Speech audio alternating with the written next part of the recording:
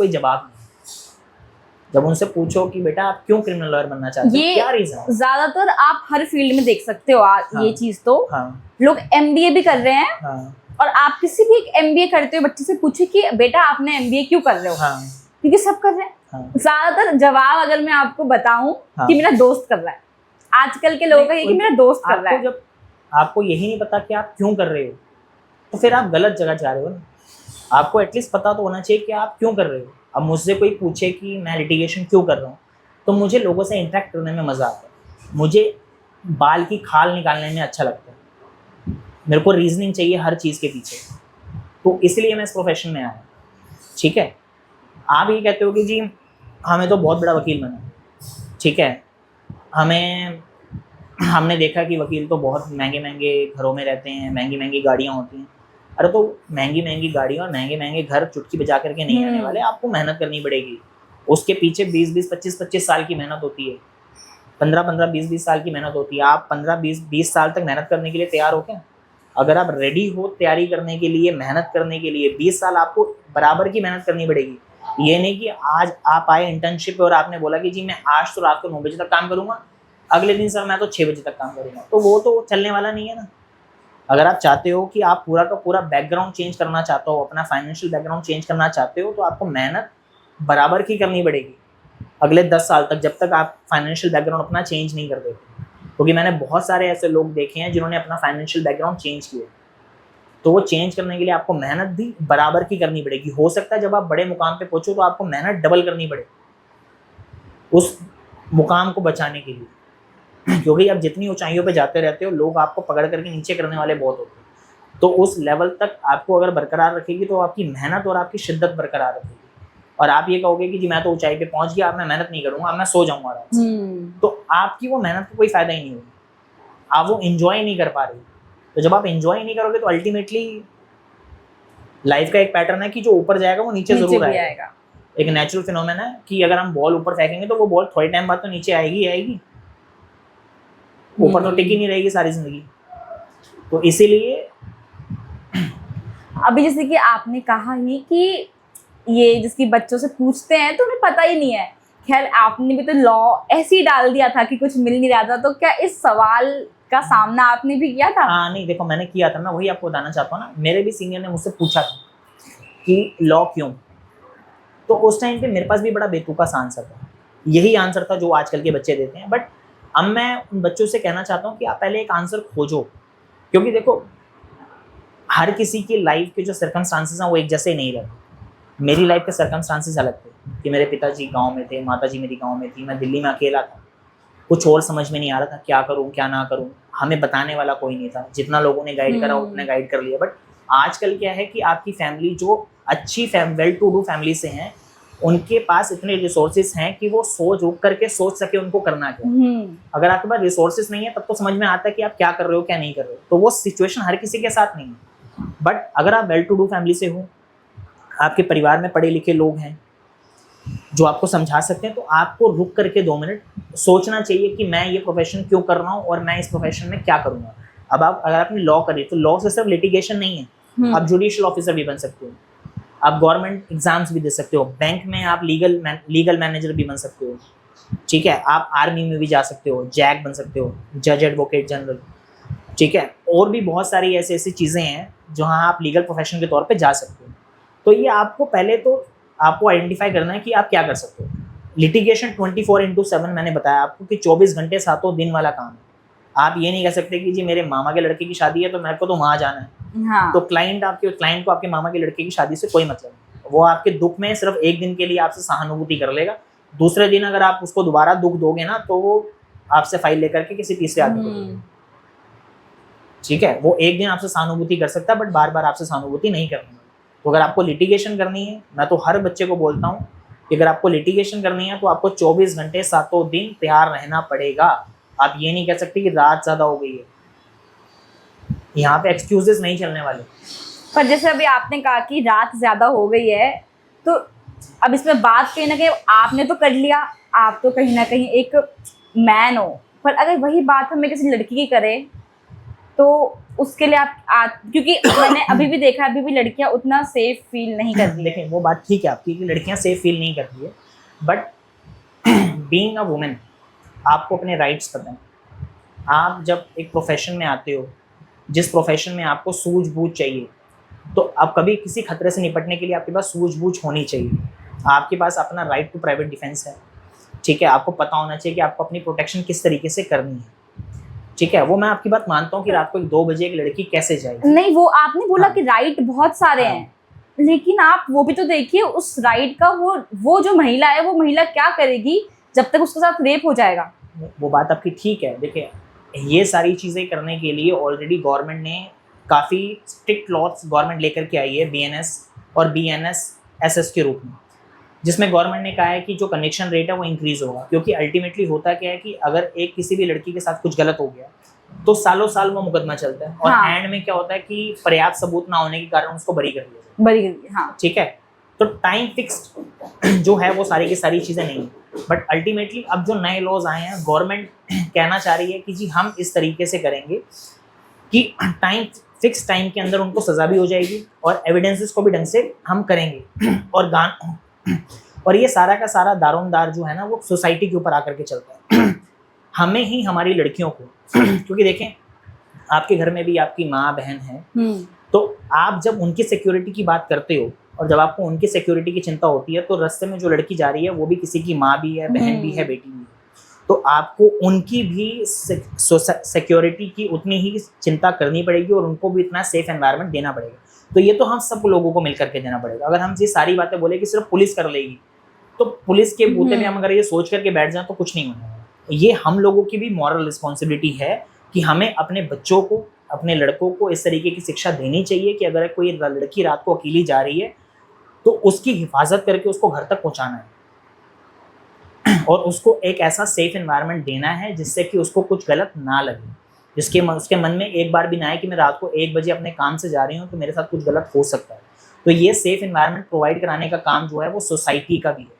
ये आपकी, मेरी जिम्मेदारी भी है, मेरी भी जिम्मेदारी है, मेरे घर वालों की भी जिम्मेदारी है, मेरे आस पड़ोस वालों की भी जिम्मेदारी है, और ये हम सब की जिम्मेदारी है कि हमारी जो आने वाली जनरेशन है हम उनको इस तरीके की सीख दें कि वो भी आने वाली जो लड़कियां हैं उनको एक सेफ एनवायरनमेंट प्रोवाइड कर सकें।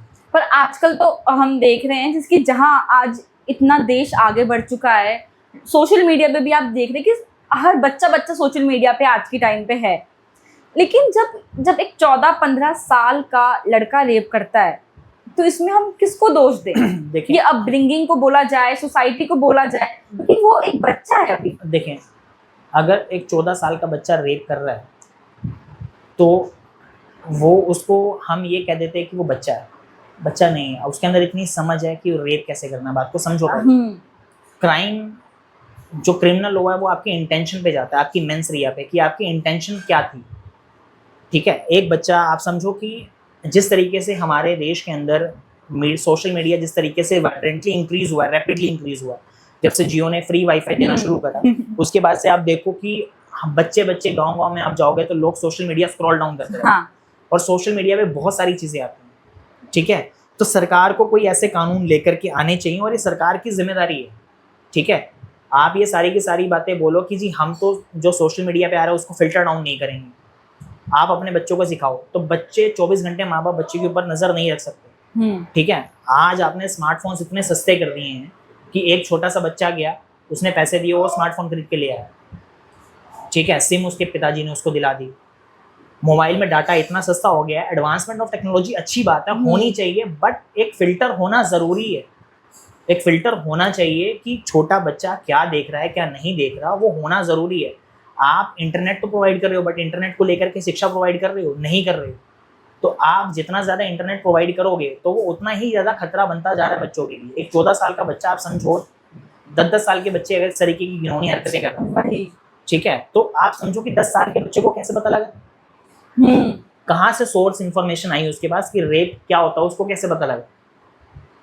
आज से अगर 15 साल, आज से 10 साल पहले आप चले जाओ, आपने कभी सुना था कभी ऐसा? बहुत रेयरेस्ट ऑफ रेयरेस्ट आपको कहीं सुनने को मिलता होगा, टायर 1 सिटीज से कहीं गांव में आपने कभी सुना होगा, रेयरली कभी सुनने को मिलता होगा। बट अब आप टायर 1, टायर 2, टायर 3 सिटीज में भी चलो तो आपको रैंडमली सुनने को मिलेगा ही मिलेगा, हर जगह सुनने को मिल जाएगा। तो आपको एक फिल्टर देना पड़ेगा ना, आपको बताना पड़ेगा जी 18 साल से बच्चा उम्र कम का है और इस तरीके की जो सोशल मीडिया पे चीजें आ रही हैं, आप फिल्टर डाउन कर दो, उनका सर्वर डाउन कर दो, क्या दिक्कत आ रही है? ठीक है, जिस तरीके से जो साइट्स थी, जो गलत साइट्स थी, उनको आपने बैन कर दिया, ठीक है, तो आप इनको भी बैन कर दो ना सोशल मीडिया से, कौन रोक रहा है?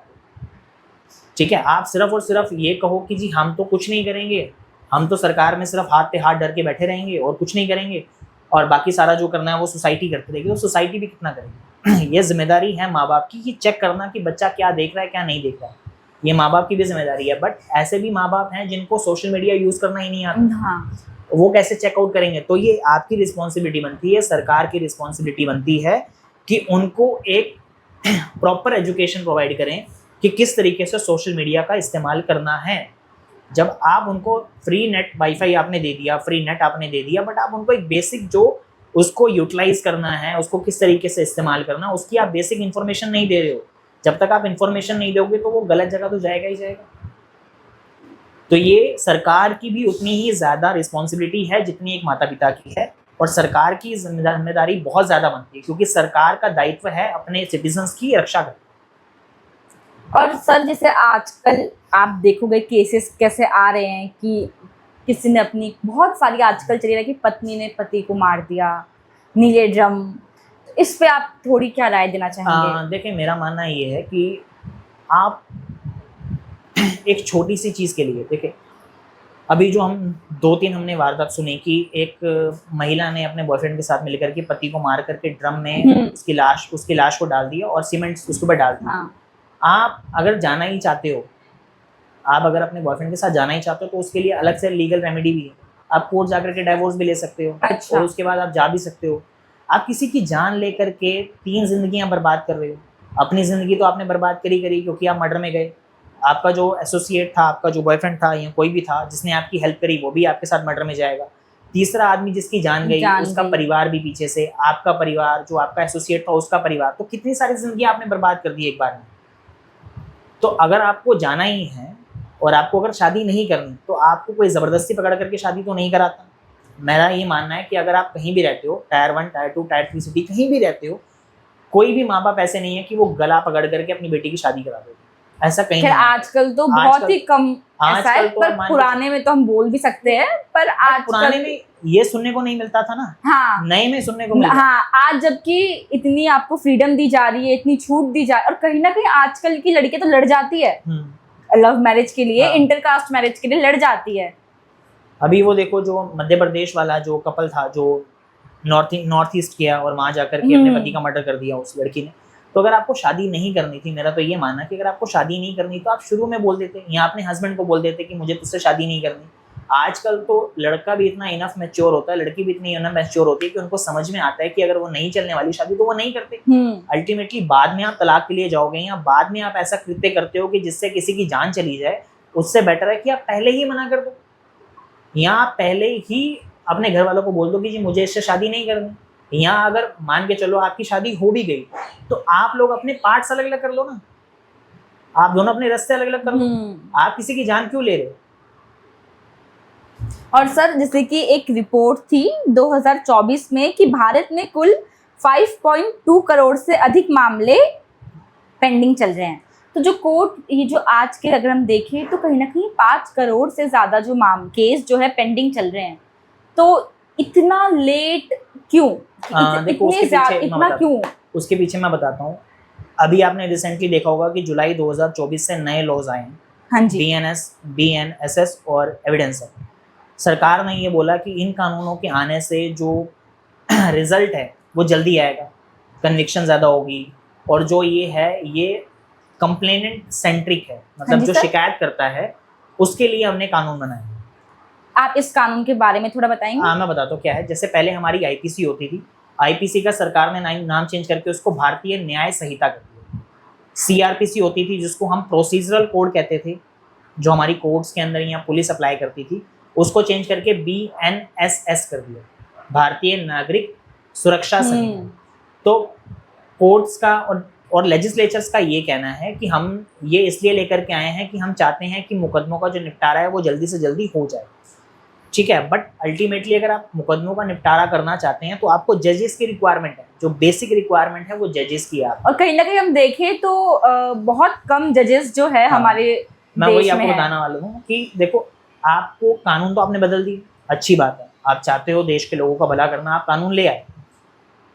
आपने जजेस की कितनी अपॉइंटमेंट करी, कितने इंक्रीज करे आपने जजेस?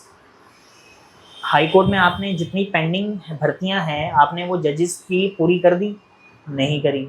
डिसलॉवर जुडिशरी के अंदर जजेस की जो कमियां हैं उनको पूरा करने के लिए आप क्या कर रहे हो? कुछ नहीं कर रहे हो। तो सिर्फ और सिर्फ लोगों को बेवकूफ़ बनाना, वही काम सरकार कर रही है, उसके अलावा तो कुछ नहीं कर रही है। जो मूलभूत ज़रूरतें हैं, अगर जजेस ही नहीं होंगे तो सुनवाई कौन करेगा? जजेस जो इतनी लंबी लंबी छुट्टियों में चले जाते हैं और उनकी जगह कोई और जजेस नहीं होते मुकदमों की सुनवाई करने के लिए, तो वो भुगतना किसको पड़ रहा है? लिटिगेंट को भुगतना पड़ रहा है। ये जो जजेस के जो एक आंकड़े होते हैं कि इतने जज होने चाहिए स्टेट वाइज, या फिर किस तरीके से ये जो है देखो, किया जाता है? ये सेंट्रल जो स्टेट गवर्नमेंट और सेंट्रल गवर्नमेंट है, ये डिसाइड करती है कि उनकी जनसंख्या कितनी है और कितनी जनसंख्या के ऊपर एक मेट्रोपॉलिटन मजिस्ट्रेट की रिक्वायरमेंट है। तो ये सारा काम तो सरकार देखती है। बट जो अगर इस तरीके से मुकदमे पेंडिंग है, 5 करोड़ मुकदमों की आप बात करो कि 5 करोड़ मुकदमे पेंडिंग है, तो इनको निपटाने का काम कौन करेगा? जजेस ही करेंगे ना।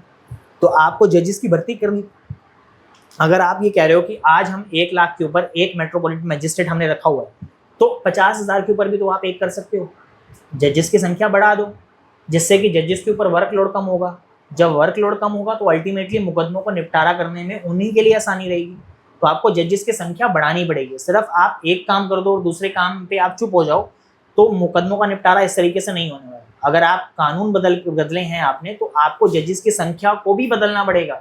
आपको जजेस की रिक्रूटमेंट और करनी पड़ेगी। अगर आपने 50 जजेस की रिक्रूटमेंट आप चाह रहे हो कि इस साल हो, तो आप उसको बढ़ा करके 100 कर दो। एटलीस्ट अगर जजेस के पास काम कम होगा तो मामलों का निपटारा भी तो उसी तरीके से होगा। अगर एक जज के पास आप बाहर जाओ, उसके पास 100 मुकदमों की लिस्ट लगी हुई है, तो 100 मुकदमे सुनना आप समझो बहुत चैलेंजिंग है। ठीक है, जजेस भी हमारी तरह इंसान है, ठीक है, हमारी सोसाइटी का हिस्सा है। उनके साथ भी सुख दुख हर तरीके की चीज़ें लगी रहती हैं। साइकोलॉजिकल प्रेशर हर किसी के ऊपर होता है, कोई बड़ी चीज़ नहीं है। तो आप 100 मुकदमे सुन रहे हो और आपके पास टाइम तो उतना ही है सुनने का। तो आप अगर जजेस की संख्या बढ़ा दोगे तो एक जज अगर 25 या 30 मुकदमे सुनेगा तो 25-30 मुकदमों को वो प्रॉपर टाइम दे करके सुन पाएगा, उनका निपटारा ढंग से कर पाएगा।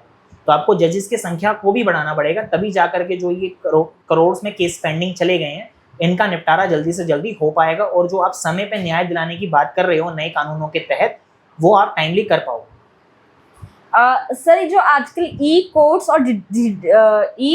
और डिजिटल फाइलिंग का जो दौर चला है, तो इनिशिएटिव तो ले लिया है, पर अगर हम देखें तो बहुत से ऐसे क्षेत्र हैं जहां पर अभी तक लोग इस तरीके की जो भी सुविधाएं मिल रही है उससे परिचित नहीं है। देखो, उसके पीछे का रीज़न सबसे बड़ा रीज़न ये है कि जो पुराने अधिवक्ता थे, जो हमारे सीनियर्स हैं, जिनको 30-40 या 50 साल की प्रैक्टिस हो गई है, उन्होंने अपने टाइम पीरियड के अंदर जब वो जवान थे या जब वो यंग थे, उस टाइम पे कंप्यूटर्स नहीं हुआ करते।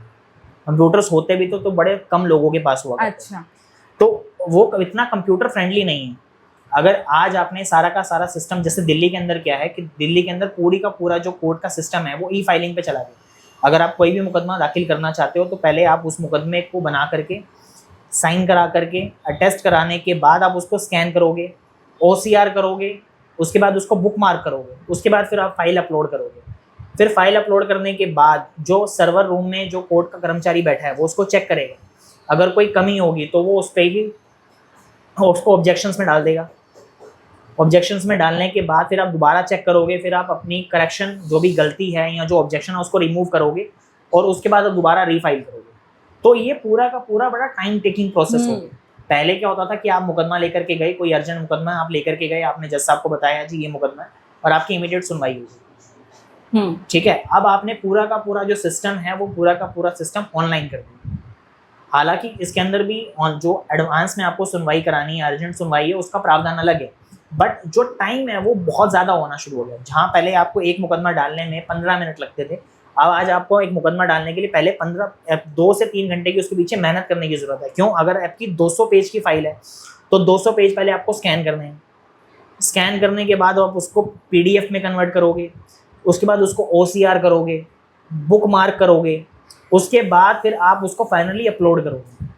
और अगर मीनवाइल अगर इन पूरे दौरान के दौरान अगर आपका इंटरनेट चला गया तो आप फाइल कहाँ से करोगे? तो कहीं ना कहीं ये डिजिटल आ जाने के बाद तो और मुश्किल सा लग रहा है मुझे सुनकर। शुरुआत मुश्किल है, बट आपको सिखाना पड़ेगा, आपको क्लासेस देनी पड़ेंगी, ठीक है, आपको एक हेल्प डेस्क लगाना पड़ेगा अगर आप करना चाहते हो। क्योंकि दिल्ली के अंदर तो देखो, आप मान के चलो कि बहुत सारे यंग वो बच्चे हैं और बहुत सारे वकील हैं जिनको जो कि कंप्यूटर फ्रेंडली हैं, बट अगर आप दूर दराज के क्षेत्रों में चले जाओ, आप उत्तर प्रदेश की साइड चले जाओ, बिहार की साइड चले जाओ, जहाँ पे पायलट प्रोजेक्ट के तौर पे इसको लाया जा रहा है, वहाँ तो बहुत बुरा हाल होने वाला है। एटलीस्ट पहले आपको एक बेसिक ट्रेनिंग तो देनी पड़ेगी। आज भी अगर आप चले जाओ, बहुत सारे लोगों को यही नहीं पता कि OCR क्या होता है। जो इंटरनेट यूज़ करते हैं या जो PDF फाइल को स्कैन करते हैं, उनको पता है OCR क्या होता है, कैसे करना है। बहुत सारे लोगों को नहीं पता। जब नया नया सिस्टम हमारे यहाँ पे E-फाइलिंग का आया था, मुझे भी नहीं पता था OCR किसको कहते हैं, बुक मार्क किसको कहते हैं। हमने भी सीखा, बट सीखने में समय लगा। और ये पूरा का पूरा जो सिस्टम है, ये इंटरनेट से कनेक्टेड है ना।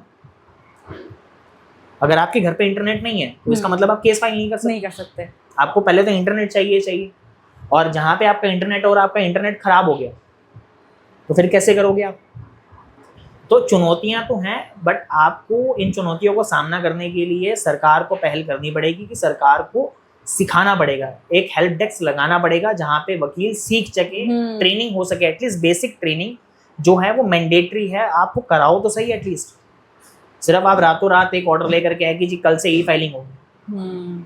आप एटलीस्ट बताओ कि जी हम E-फाइलिंग करने वाले हैं, ये हमारा प्रोजेक्ट है, वकील आपके सामने बैठे हैं, आप उनको ट्रेनिंग दो कि जी ये बेसिक स्टेप है। पहले स्टेप में आपको फाइल प्रिपेयर करनी है, स्कैन करके आपको अपलोड करनी है, उसके बाद आप OCR करोगे, OCR इस तरीके से होगा, बुक मार्किंग इस तरीके से होगी, फिर आपका फाइनल PDF बनेगा, इस तरीके से आपको अपलोड करनी है। तो आपको वो सारी की सारी सुविधाएं देनी पड़ेगी। अब जैसे कि अभी तक तो आपके पूरे की पूरी हमने ये कानूनी जर्नी की तरफ हम गए, अब आपके ऊपर एक कहीं ना कहीं एक बहुत अहम जिम्मेदारी आपको सौंपी गई है, तो इसका क्या अनुभव रहा? देखें, इससे पहले भी मैं दिल्ली यूथ कांग्रेस का प्रदेश प्रभारी था लीगल सेल का, तो उसमें भी हमारे ऑर्गेनाइजेशन के जितने भी लोग होते थे, क्योंकि देखें विपक्ष का काम है आवाज़ उठाना, तो विपक्ष के जो लोग हैं वो सरकार को उनकी गलत बातों के लिए जाकर के उनके सामने धरना प्रदर्शन भी करेंगे और उनको उनकी गलतियां भी बताएंगे। तो इसी दौरान हमारे बहुत सारे युवा कार्यकर्ताओं के ऊपर मुकदमे हो जाते हैं, और अननेसेसरी मुकदमे, मतलब कि हमारे युवा कार्यकर्ता प्रदर्शन रैली निकाल रहे हैं और एक दिन पहले सरकार धारा 144 लगा देती है। ये आप थोड़ा बता सकते हैं इसके बारे में? धारा 144 ये होती है कि आपको धरना प्रदर्शन करने के लिए रोक लगा दी जाती है। अच्छा। उसको धारा 144 बोलते हैं कि आप 5 से ज़्यादा लोग इकट्ठे नहीं हो सकते एक जगह पे। और सरकार कुछ गाइडेंस लगा देती है, मतलब जो आपका ACP होता है दिल्ली के अंदर, क्या होता है, जो ACP होता है असिस्टेंट कमिश्नर ऑफ पुलिस, उसके पास पावर होती है सेक्शन 144 इंप्लीमेंट करने, धारा 144 लगाने। तो आपको जब पता लगा कि जी अब धरना होने वाला है, आप एक शाम पहले ऑर्डर निकालते हो कि कल से धारा 144 लागू है। अच्छा। और आप इस तरीके की हरकत कर रहे हो कि आप लोगों की आवाज़ को दबाना चाहते हो, क्योंकि देखिए कोई भी पॉलिटिकल पार्टी है वो लोगों की आवाज़ उठाती है, उनकी अपनी कोई मंशा नहीं होती। जो लोगों के लिए उनको लगता है कि लोगों के लिए गलत है, वो मुद्दा उठा करके सरकार को बताते हैं कि जी आप जो गलत कर रहे हो ये गलत कर रहे हो। अगर सिलेंडर महंगा हुआ, जिस टाइम पे कांग्रेस की सरकार होती थी, अगर आपको याद हो तो 2013 के अंदर, तो बीजेपी के लोग सिलेंडर ले करके सड़कों पे बैठ जाया करते थे, और उस टाइम पे सिलेंडर 400 रुपये का हुआ करता था, और आज सिलेंडर 900 से 1000 रुपये का हो गया। तो अगर आज सिलेंडर को लेकर के प्रदर्शन होता है तो और उसको लेकर के अगर भारतीय जनता पार्टी हमारे युवा कार्यकर्ताओं के ऊपर मुकदमे लगा देती है धारा 144 के, सेक्शन 188 के, तो वो कितना अन्यायपूर्ण है। तो इसी तरीके के मुकदमे हम लड़ते हैं। अगर हमारे किसी भी कार्यकर्ता को किसी तरीके की लीगल गाइडेंस की ज़रूरत है, कुछ उसको समझ में नहीं आ रहा किस तरीके से क्या करना है, तो उन गाइडेंस को प्रोवाइड कराना होता है। हमारे बहुत सारे नेता हैं जिनके ऊपर बहुत सारे लोग बड़ी आपत्तिजनक टिप्पणी कर देते हैं, या बहुत सारे ऐसे न्यूज़ चैनल्स हैं जो कि गलत खबरें चला देते हैं। तो फेक न्यूज़ को भी ख़त्म करने का काम भी ये लीगल सेल का ही काम है कि लीगल सेल ये काम करे। और सबसे महत्वपूर्ण काम होता है कि संगठन को खड़ा करना, क्योंकि लीगल सेल का काम बिना वकीलों के नहीं चल सकता, और वकील ही हैं जो लीगल सेल को चलाते हैं। तो हमारे पास एक संगठन होना बहुत ज़रूरी है, कि जो कि हर कोर्ट के अंदर हमारे पास संगठन होना चाहिए। तो जब मैं दिल्ली का प्रभारी था तो हमारा हर काम ये होता था कि हम हर संडे मिनिमम 4 जगह दिल्ली के अंदर लीगल कैंप्स का आयोजन करते थे। कि कहीं पर भी जहाँ पे लोगों को कोई भी समस्या किसी भी तरीके की, अगर उनका मुकदमा भी होता था तो हम मुकदमे के भी पैसे नहीं लेते थे उनसे, उनका पूरा का पूरा मुकदमा भी हम मुफ्त में करते थे। और हमने बहुत सारे स्कैम्स तक को उजागर किया। तिमारपुर में एक इंदिरा बस्ती है, वहाँ पे एक सोसाइटी फॉर्म करी, आज़ादपुर में एक सोसाइटी थी, वो लोग आते थे और उनसे महीने की पर दिन की कमेटी डलवाते थे कि पर दिन के आप 200 रुपये जमा कर दो, 300 रुपये जमा कर दो और आपको 1 साल बाद इतने रुपए मिलेंगे। अच्छा। ऐसे करते करते कम से कम 18 से 20 लाख रुपए का स्कैम हुआ था, जो हमें कैंप लगाने के बाद ही पता लगा, क्योंकि वो पुलिस के पास कई बार गए, पुलिस ने उनकी कोई बात नहीं सुनी। वो कई बार पुलिस स्टेशन के चक्कर लगा करके आ गए, उनकी कोई बात नहीं सुनी गई, उनको भगा दिया गया।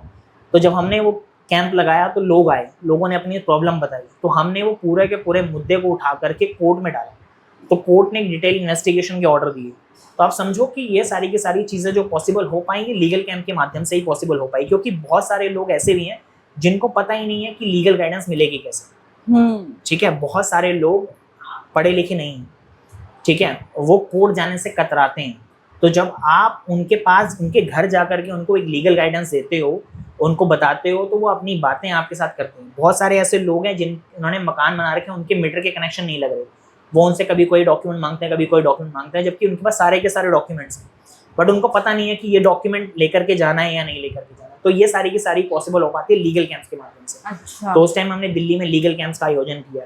दिल्ली में बहुत सारी जगह थी जहाँ पे डीडीए ने तोड़फोड़ करी, जो कि डीडीए का लैंड नहीं था, बट डीडीए ने वहाँ पे जाकर के भी तोड़फोड़ करी, तो हमने उनको लेकर के भी केसेस फाइल किए। तो बहुत सारे ऐसे चीज़ें करी जिससे कि लोगों को बहुत बेनिफिट मिला। कहीं ना, चलो सर अब आगे बढ़ते हैं। कहीं ना कहीं आपने बहुत कुछ बताया हमारे दर्शकों को कि, और खासकर यूथ को जो इस फील्ड में आगे बढ़ना चाहते हैं, और उन लोगों को भी जिनको इस बारे में कुछ पता नहीं है, आपने बहुत एक आम व्यक्ति की भाषा में बताया कि उन्हें बहुत ऐसा भी लगे कि क्या ही पढ़ा दिया हमें। थोड़ा आगे बढ़ते हैं अब। ये कुछ थोड़े से सवाल है। जब आप कोर्ट या राजनीति से दूर होते हैं, आप किस चीज में सुकून पाते हैं? मैं आराम करने में सुकून पाता हूँ।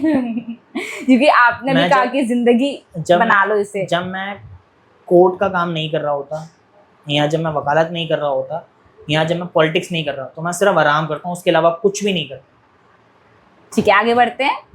कोई ऐसी किताब या फिल्म जिसने आपकी सोच को गहराई से प्रभावित किया? देखिए, अब तो ऐसी फिल्म्स बनती ही नहीं कोई जो आपकी सोच को प्रभावित करे, बट हाँ, बहुत सारी ऐसी चीज़ें हैं। जैसे अभी पीछे किसान आंदोलन हुआ था, तो किसान आंदोलन से मैं बहुत प्रभावित हुआ था। अच्छा। कि जहाँ पे किसान अपनी जायज़ मांगों को लेकर के आए थे और किस तरीके से सरकार उनको दबाने का काम कर रही थी। तो किसान आंदोलन एक बहुत बड़ा, एक इम्पॉर्टेंट रोल प्ले किया किसान आंदोलन ने मेरी लाइफ के अंदर, जिसको कि एक टर्निंग पॉइंट मैं कह सकता हूँ कि उसके बाद मैं पॉलिटिक्स के अंदर और ज़्यादा एक्टिवेट हुआ। क्या आपको कभी ऐसा लगा कि किसी केस में दिल और दिमाग के बीच टकराव हो गया हो? देखिए, जब भी मैं केस लड़ता हूँ तो मैं दिमाग की सुनता हूँ, दिल की नहीं सुनता, क्योंकि अगर आप दिल की सुनने बैठोगे तो केस हार जाओगे। कैमरे के सामने बोलना ज्यादा मुश्किल लगा या कोर्ट रूम में पहली बहस? देखो, दोनों ही नहीं लगा। उसके पीछे का रीज़न बताता हूँ क्यों। क्योंकि वकालत के अलावा कुछ और करने के लिए था नहीं, और जब वकालत के बाद जब मैं टीवी चैनल्स पे डिबेट करने के लिए बैठा, तो उस टाइम पे एक नई अपॉर्चुनिटी थी जिसके माध्यम से बहुत सारे लोग एक बार में मुझे सुन सकते थे। हाँ। तो उसको एक अपॉर्चुनिटी की तरह लिया, तो डर कभी नहीं लगा, ना कोर्ट रूम में, ना कभी टीवी चैनल के सामने। क्या आप मेडिटेशन या कोई विशेष दिनचर्या अपनाते हैं मानसिक शांति के लिए? देखो, जब भी अगर मुझे मानसिक शांति की जरूरत होती है तो मैं गाने चलाता हूँ। अच्छा। मैं अपने फेवरेट सॉन्ग चलाता हूँ और थोड़ी देर के लिए फेवरेट सॉन्ग्स को ही सुन करके एंजॉय करता हूँ। तो एज सच कोई प्लान नहीं है कि मैं मेडिटेशन करता हूँ या मैं कुछ और करता हूँ। तो मैं कोई मेडिटेशन नहीं करता, कुछ नहीं करता। मैं सिर्फ अपने पसंद का काम करना शुरू कर देता हूँ। मुझे गाने सुनना बहुत पसंद है, तो मैं गाने सुनता हूँ, उसको एंजॉय करता हूँ और रिलैक्स हो जाता हूँ। ठीक है सर, आगे बढ़ेंगे। एक रैपिड फायर राउंड है, इसमें मैं आपसे सवाल पूछूंगी, आपको 5 सेकंड में इसका जवाब देना है।